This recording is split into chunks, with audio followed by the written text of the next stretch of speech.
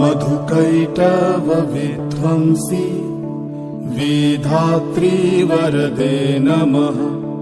रूपं देहि जयं देहि यशो देहि दिशो जहि। महिषासुरनिर्नाशी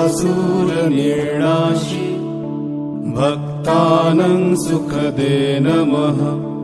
रूपं देहि जयं देहि यशो देहि दिशो जहि।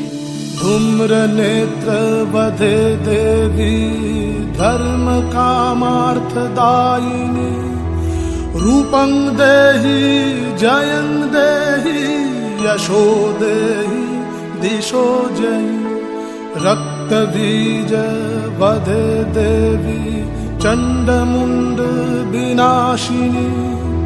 रूपं देहि जयं देहि यशो देहि दिशो जहि।